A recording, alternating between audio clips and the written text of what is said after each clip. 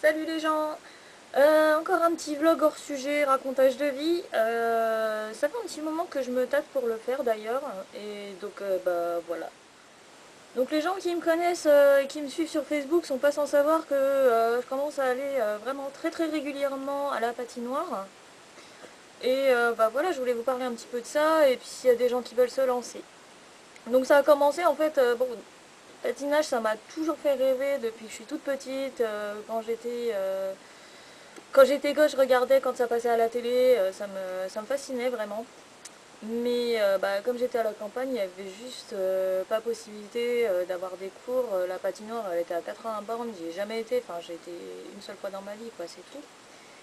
Et récemment, donc on a fait un meeting à la patinoire avec Street Japan Style, ce qui m'a permis de redécouvrir la sensation de glisse. Ça n'a pas été trop difficile puisque quand j'étais gosse en fait j'ai été toujours perchée sur mes rollers, je circulais beaucoup en roller et donc il m'a fallu quoi une petite heure pour retrouver un peu la bonne posture, le bon mouvement de glisse, etc. etc. Et honnêtement je m'attendais à bien pire et j'ai kiffé ma race. Donc bah, le dimanche c'est bon, j'ai suis retournée, puis le dimanche d'après, puis le dimanche d'après, puis le dimanche d'après. Voilà, de fil en aiguille, bah, finalement, je vais toutes les semaines, ça me défoule, ça me fait du bien, ça me muscle un petit peu le popotin. Et je recommande à quiconque cherche un sport un peu original plutôt que d'aller juste courir, c'est pas marrant. Voilà. Donc avant toute chose, je tiens à préciser que je suis pas du tout une professionnelle, je suis même pas en club ni rien. Donc j'ai essayé, je me suis renseignée au maximum, mais si je dis de la merde, n'hésitez pas hein, à corriger mes propos, parce que je voudrais pas qu'il y ait de fausses informations qui circulent. Donc l'avantage du patinage, c'est que ça vous fait travailler des muscles qui ne travailleraient pas forcément avec un autre sport. Même en roller, c'est pas les mêmes muscles hein, qui travaillent. En roller, on pousse surtout avec les mollets. Là, en patinage, c'est les cuisses et les fesses. En première séance, vous allez sentir passer un petit peu les abdos. Ça fait travailler aussi l'équilibre, la perception de soi-même dans l'espace. Et c'est une bonne chose. Alors par contre, oui, ça fait travailler les chevilles. Mais si vous voulez patiner correctement, il va falloir travailler vos chevilles hors glace. Parce que sinon, vous allez ce qu'on appelle patiner sur la botte.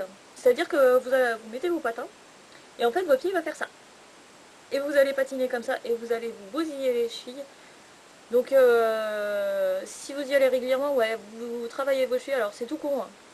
Travaillez vos chevilles, c'est-à-dire, vous faites le flamant rose comme ça, quand vous avez un moment où vous êtes debout à rien faire. Dans un escalator, quand vous attendez le métro, vous restez sur un pied. Alors, faire travailler les deux, évidemment. Vous restez debout sur votre pied le plus longtemps possible. Après, bah, quand vous y arrivez vachement bien au bout de quelques semaines, et ben, vous essayez sur la pointe du pied, etc. Donc ça va travailler vos muscles, vos tendons, etc., votre équilibre. Et normalement, vous patinerez plus sur la botte, votre pied sera droit. Euh, je vais aborder plusieurs points en fait dans ce vlog là c'était juste l'intro. Donc, vous n'êtes pas obligé d'aller en club, vous pouvez aller juste aux séances publiques. Hein. En région parisienne, on a quand même la chance d'avoir pas mal de patinoires. Parce que en club, c'est assez cher, c'est le seul truc qui m'arrête d'y rentrer en fait. C'est quelque chose comme 300 balles la licence, plus après il y a encore des frais à côté. En plus, des cours pour adultes, il n'y en a pas tout le temps, il n'y en a pas partout. Des fois c'est en pleine semaine, moi je bosse, enfin c'est un petit peu compliqué. Juste petite chose, sachez que tout ce qui est sur glace, il y a énormément de disciplines en fait. Vous avez le hockey sur glace, qui est le truc de bourrin. Après vous avez le patinage artistique, donc c'est le truc qu'on connaît avec les pirouettes et les costumes à paillettes, etc. Vous avez la danse sur glace qui ressemble beaucoup au patinage artistique mais sans tous les sauts, c'est plus en rythme avec la musique. Et vous avez récemment le synchro, donc, qui est un patinage en groupe synchronisé, un peu comme la natation synchronisée mais sur la glace en fait, qui a l'air bien cool aussi. Et après vous avez le freestyle, donc vous voyez, ça se pratique avec des patins de hockey sur glace qui sont plus ergonomiques. Et ça ressemble beaucoup à du hip-hop, ils font des battles et tout, et c'est assez ouf, et je pense que ça doit être une des disciplines les plus compliquées, parce qu'il y a il y a des trucs sur les mains comme le hip-hop et tout, c'est juste trop stylé, il y a deux trois bonnes équipes en fait sur la région parisienne qui font des trucs qui se retrouvent à Bercy, qui nous bousculent aussi. Alors c'est vrai que le patinage artistique c'est un sport qui jouit d'une réputation un peu kitsch, c'est-à-dire que on voit des gens faire des pirouettes et des grands moulinets des bras sur de la musique classique dans des costumes à paillettes, mais en fait après il faut aller un petit peu au-delà de ça. Bon déjà quand vous commencez c'est pas très artistique, hein, vous n'allez pas faire des triples sauts tout de suite.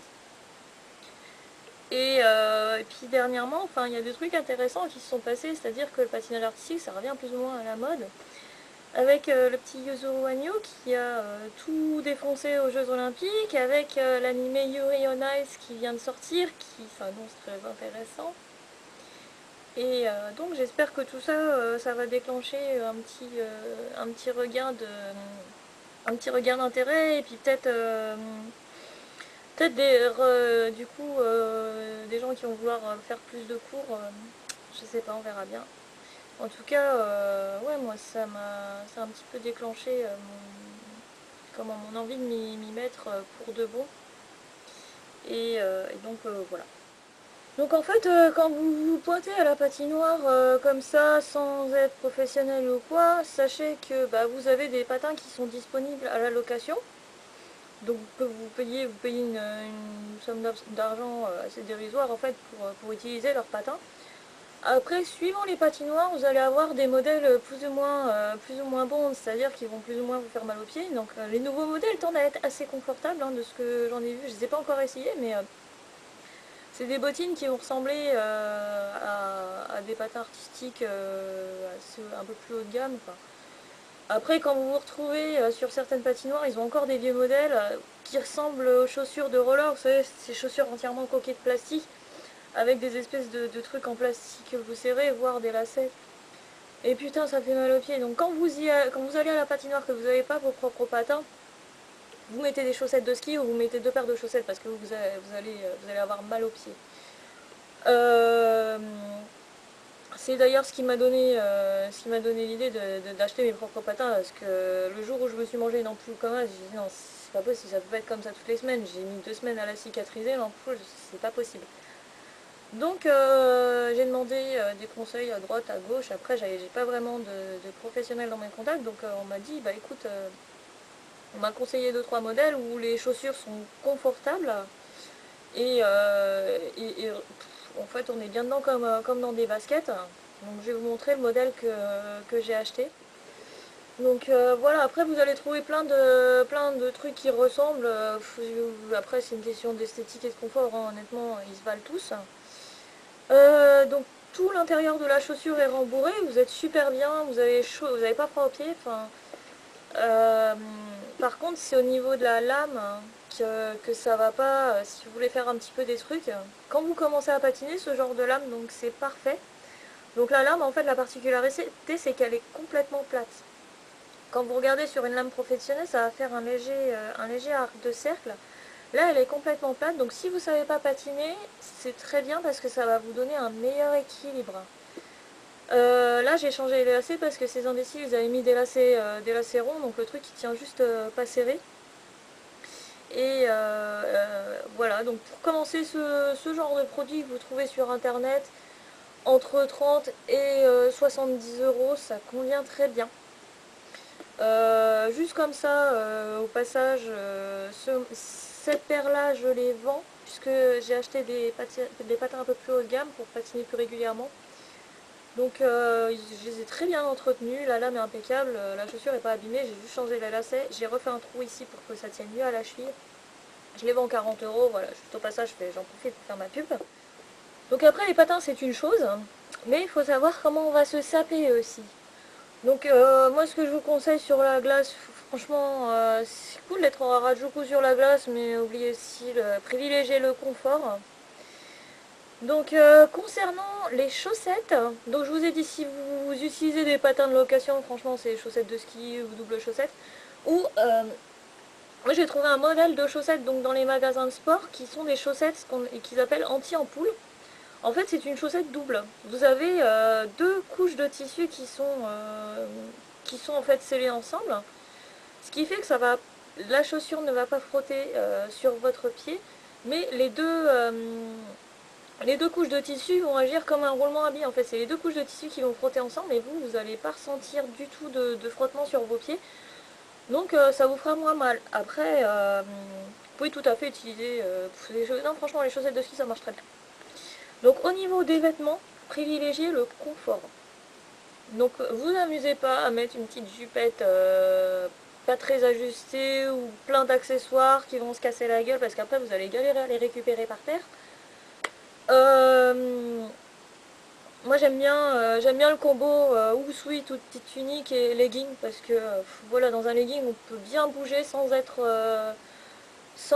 bloqué, parce que des fois quand on a un slim ou un jean, ben, c'est un peu raide, on n'arrive pas trop à plier les genoux, etc. Alors que quand vous patinez, il faut que vous ayez les genoux fléchis.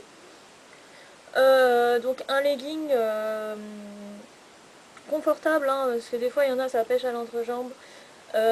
Puis un sweat long, c'est très bien.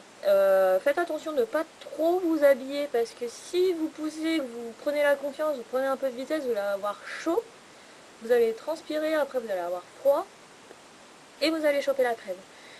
Un petit foulard ou une petite écharpe si votre truc est décolleté, c'est pas mal. Voilà. Donc la plupart des patinoires recommandent, voire obligent les participants à porter des gants. Moi perso j'en porte pas parce que ça m'irrite les mains, j'ai les doigts qui gonflent, j'ai trop chaud aux mains, ça me gêne donc je n'en porte pas. Après je conseillerais quand même d'en porter parce que vous allez avoir froid aux mains. En plus si vous vous cassez la gueule, pour vous retrouver la main sur la glace, vous serez bien content d'avoir vos gants. C'est aussi une mesure de sécurité parce que si jamais il y a une lame qui passe un petit peu près de vos doigts, ça évitera qu'il se trouve tranché parce qu'une lame de patin ça coupe. Quoi d'autre. Bon après bah, moi perso je mets un soutif de sport, mais franchement si vous faites pas de saut c'est pas indispensable, hein. Voilà, juste privilégiez le confortable, vous amusez pas avec des accessoires, des colliers, des bagues, des machins parce que ça va vous faire chier plus qu'autre chose. Enfin on n'est pas là pour le style quoi. D'autre part, quand vous pensez à quand vous sortirez de la patinoire à ne pas être trop ou trop peu habillé, donc suivant la saison, pensez à avoir un t-shirt ou une veste avec une écharpe, un bonnet, etc. Parce que bah, quand vous transpirez, en fait, s'il fait froid, le froid sur la transpi, ça va faire froid, vous allez choper la crème. Si vous avez bien chaud sur la glace et que vous sortez et qu'il fait super chaud, vous allez crever chaud, donc prévoyez une rechange en saison plus chaude. Et bah voilà, sur les fringues, c'est à peu près tout ce que j'avais à dire. Donc maintenant, on va voir un petit peu le reste. Donc je vais vous montrer ce que je mets dans mon sac. Alors, voilà mon sac, parce que évidemment, je voulais un sac trop stylé. Celui-ci, il est très bien parce qu'il y a une grande pochette pour mettre les patins et une petite pochette pour mettre tout mon petit bordel. Donc on va commencer par la petite pochette. Donc qu'est-ce que je prends avec moi? J'ai un cadenas, parce que dans certaines patinoires vous avez des casiers. Donc à Bercy, à Pailleron, enfin au but de Chaumont, même si j'ai pas pigé comment marchaient les cadenas, il y a donc vous avez des casiers, vous mettez votre cadenas dessus. À Boulogne, vous pouvez confier vos affaires à la personne qui s'occupe de la location des patins, donc vous n'avez pas besoin de cadenas. Ensuite, j'ai un tire-lacet dont je me suis presque pas servi parce qu'en fait j'en ai pas eu besoin, mais pour serrer correctement vos patins, si vous avez des patins à lacet, ça peut s'avérer utile.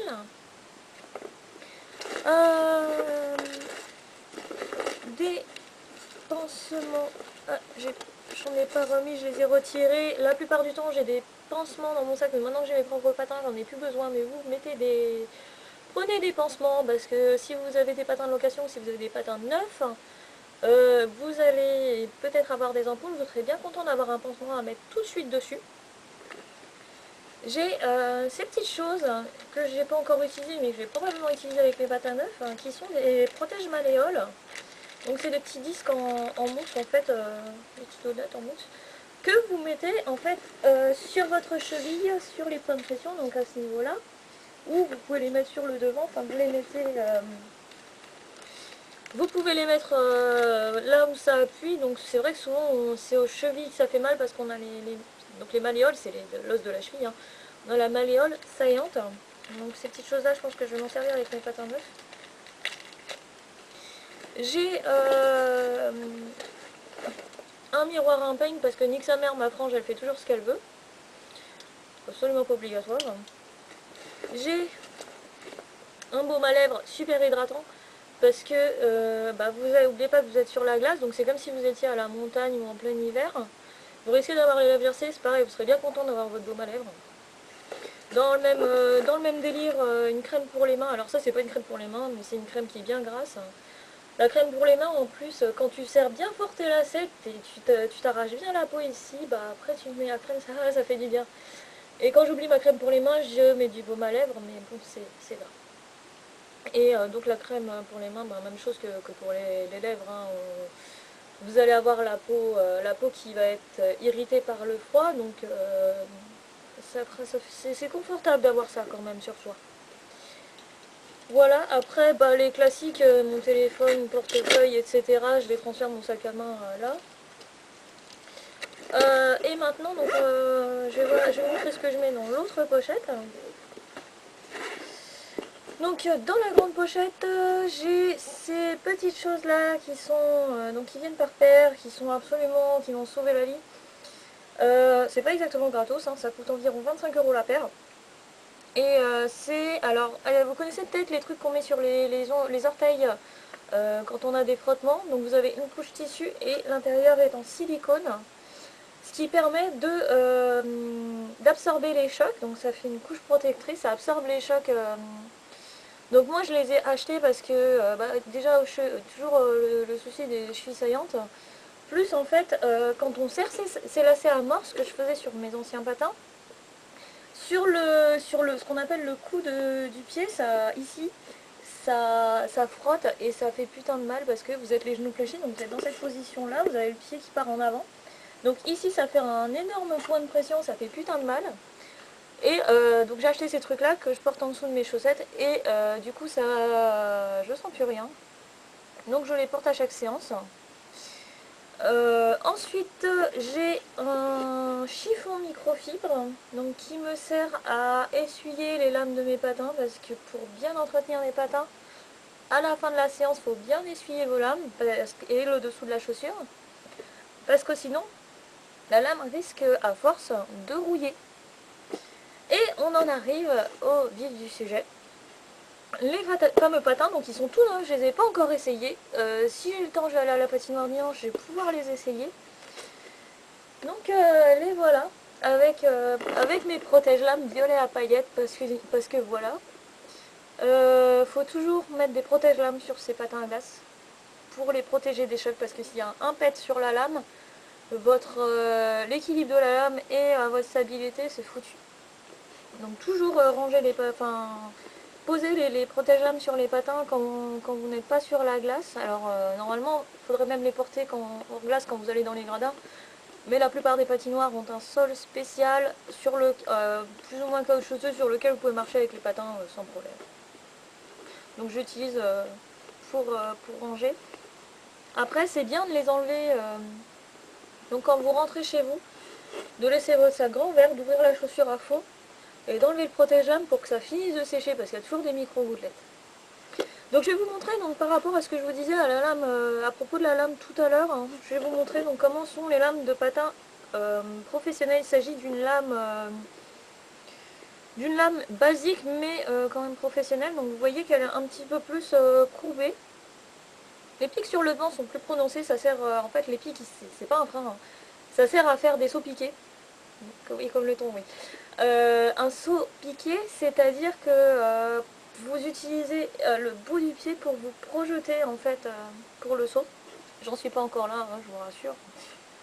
Et les pics servent à ça. Après, ils peuvent être utilisés éventuellement, oui, si vous arrêtez sur la glace pour vous stabiliser en fait, hein. Donc voilà, là, la lame, vous voyez qu'elle n'a rien à voir, on voit dedans. Et c'est une marque de... Ouais, comme l'armure d'Iron Man, ouais.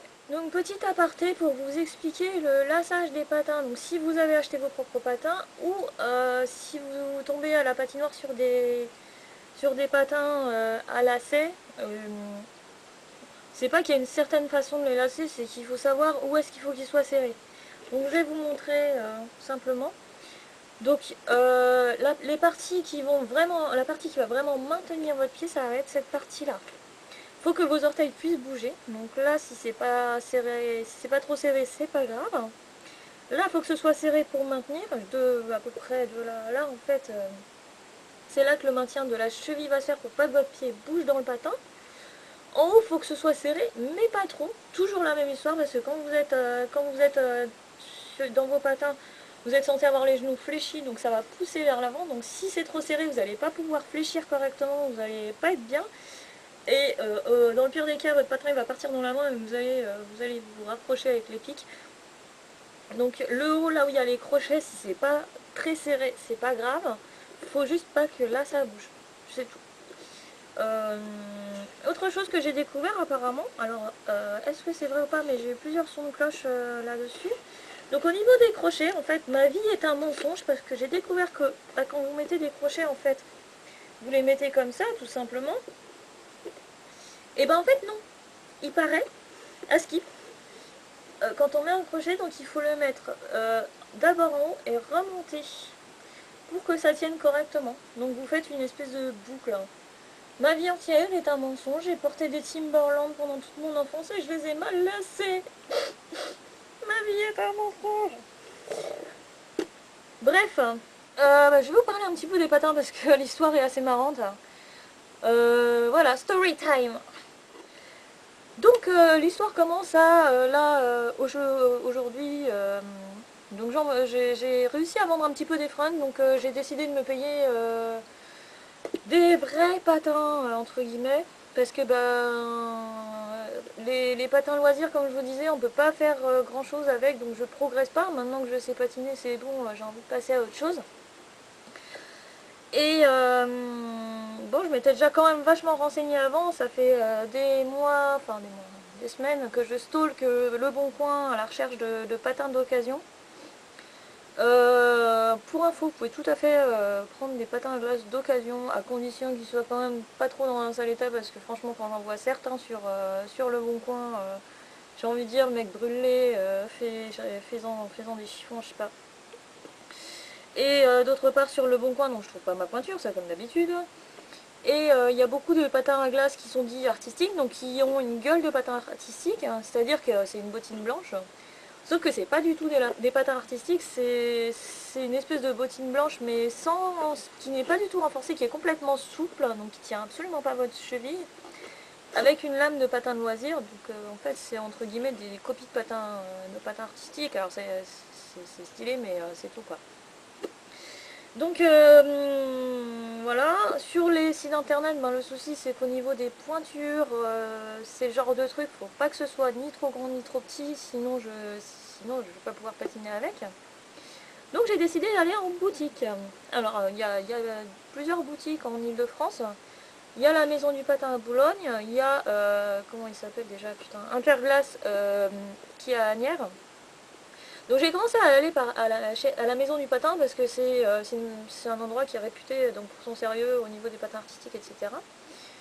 J'ai demandé moult conseils donc au vendeur qui m'a vraiment tout expliqué. Là pour le coup il a été putain de pro, franchement, gros pouce en l'air. Donc il m'a expliqué les différentes lames, justement l'histoire de la lame qui est si elle est plate tu peux rien faire avec, etc. Les différentes marques de patins, il m'a expliqué également. Donc il y a en gros il y a EDA qui ont des bottines qui ont une belle gueule, franchement elles sont magnifiques les bottines, mais c'est du haut de gamme. L'entrée de gamme, la bottine la moins chère, elle est à presque 200 euros, donc fait chier quoi. C'est pas du tout mon budget. Il y a Risport qui qui me plaisaient bien sur le coup en fait. C'est des bottines qui ont de la gueule, qui sont, il paraît, très bien pour les pieds fins.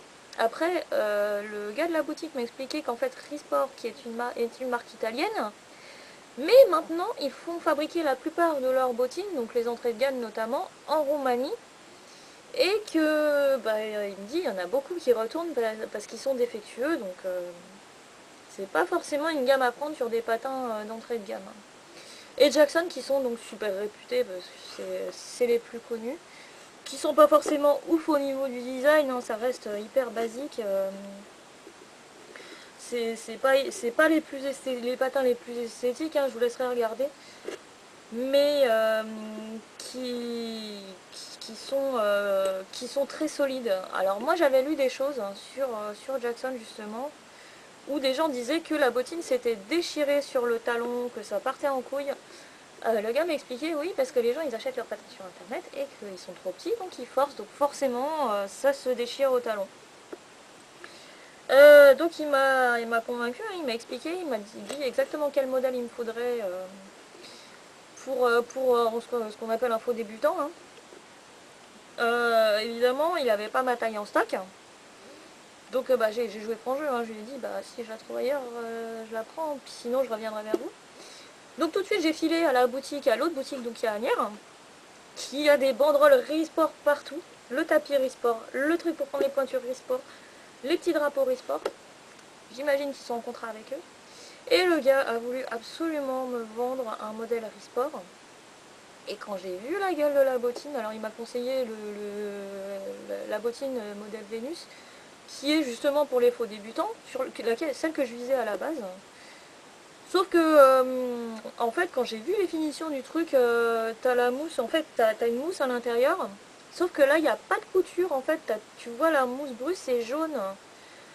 C'est pas beau du tout. Au talon. Donc vous voyez, là, il y a vraiment une très belle finition avec une double couture et vraiment un vrai talon. Sur la bottine Risport, il y avait un truc, putain, on aurait dit une fermeture éclair. Donc il y avait une espèce de couture là qui partait comme ça. Donc je pense pour être plus ergonomique. Mais putain, tu sentais que la couture, au bout de quelques utilisations, elle allait pas tenir le coup. Voilà, ok, je lui ai dit, ben, donc j'essaye.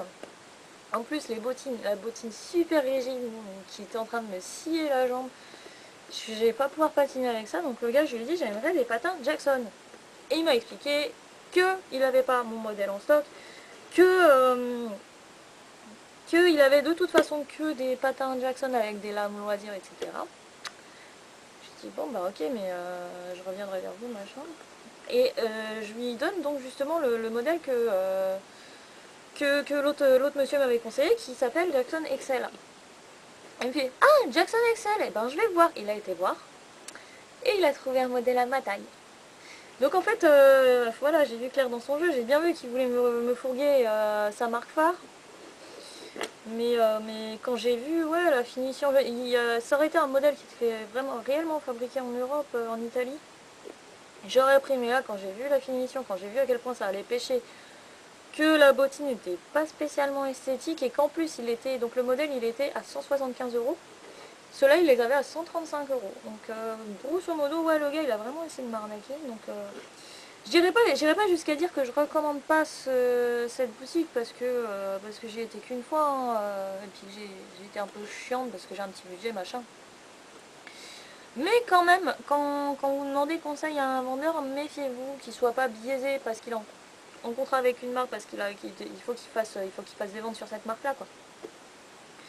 Et la maison du patin, ils font toutes les marques et s'il n'a pas votre modèle en stock, il peut vous le commander. Donc voilà, j'irai plus sur cette boutique là en fait. Mais enfin maintenant j'ai mes patins, voilà, j'irai juste pour les faire affûter et encore on peut les faire affûter à la patinoire. Donc voilà. Mais n'hésitez pas vraiment si vous allez en boutique de patinage à faire plusieurs boutiques, à demander des conseils, à regarder les modèles sur internet et surtout les essayer, les achetez pas sur internet parce qu'il faut vraiment... Moi vous voyez je suis entre un 40 et un 41 et là c'est un vrai 41. Oui j'ai des grands pieds, je vous emmerde. J'ai dû prendre un vrai 41 et je touche le bout, ça taille juste. Donc vraiment faut, et suivant les modèles ça taille peut-être pas forcément pareil, j'ai pas tout essayé donc vraiment faites attention quoi. N'hésitez pas à demander des conseils, à réfléchir. Après, si c'est sur le bon coin, débrouillez-vous pour faire une remise en main propre, pour essayer le patin, pour bien voir s'il n'y a pas des déchirures, si la bottine n'est pas cassée, c'est-à-dire qu'il y a une certaine rigidité, si elle a été beaucoup utilisée, bah, elle va être cassée à ce niveau-là, elle va être cassée à ce niveau-là. Donc vous n'aurez pas le maintien correct. S'il n'y a pas de pète sur la lame, parce que ça sur les photos, les gens ils ne montrent pas forcément. S'il n'y a pas eu de retouche sur les vis, etc., si elles ont été mises de façon professionnelle. Voilà, mais avant je vous conseille quand même d'essayer des séances avec des patins de location pour voir si ça vous plaît, si vous allez continuer, etc. hein. Bon, après il ne faut pas s'arrêter à la première impression, c'est sûr qu'au début ça fait peur parce que ça glisse vachement la glace quand même, mine de rien. Vous allez rien réussir à faire au début, vous allez vous accrocher à la ramade, c'est normal. Mais la vraie question c'est vraiment est-ce que ça vous plaît, est-ce que ça vaut vraiment l'achat de patins? Parce qu'un truc comme ça, bah voilà, une entrée, si vous voulez un vrai bon patin, il va falloir y mettre 150 balles. Bon. Un patin loisir, 60 euros, jusqu'à 60 euros, c'est quand même une somme. Voilà. C'est à peu près tout ce que j'avais à dire, tous les conseils que j'avais à vous donner. J'ai fait à peu près le tour. Concernant les patins que je vends, qui sont en taille 41, comme je l'ai dit, qui sont à 40 euros et qui sont parfaits pour commencer, vous me contactez où vous voulez, donc Facebook, Twitter, mail, YouTube, hibou, signaux de fumée, etc. On en discute, voilà. Sinon, si vous voulez venir patiner avec moi, pareil, hein, vous pouvez m'envoyer un petit message, il n'y a pas de souci, soyez pas timide, je ne mords pas. Par contre, je suis incapable de vous donner un cours de patinage parce que je peux vous expliquer un petit peu comment on fait, mais je suis pas professionnelle, quoi. Mais on peut aller patiner ensemble pour les personnes qui n'ont pas envie d'aller patiner tout seul parce que c'est pas forcément fun, parce qu'ils ont un peu peur d'être jugés. Après, bon, vous trouverez toujours des gens qui patinent moins bien que vous. Moi j'y vais le dimanche en général, donc vous me contactez et puis je vous dis quand est-ce qu'on peut se faire un petit truc, quoi. Donc voilà. C'est à peu près tout ce que j'avais à dire. Si vous avez des petites questions ou des petits conseils à me demander, n'hésitez pas. Après, moi j'ai regardé tous les modèles. Putain, je connais la gamme Resport, la gamme Jackson quasiment par cœur, donc je saurais pas vous dire lequel vous convient, mais bon, je pourrais vous donner quelques petits éléments de réponse. Mais n'hésitez pas vraiment à demander à plusieurs vendeurs, à plusieurs personnes, à regarder les descriptifs sur internet, pas que les prix. Hein. Voilà. Bon, sur ce, pour ceux que je vois en meeting de novembre, donc au meeting de novembre, pour ceux que je vais voir peut-être à la patinoire un jour, bientôt. Et puis pour les autres, on se voit quand vous voulez, il n'y a pas de souci. À plus. Bye bye.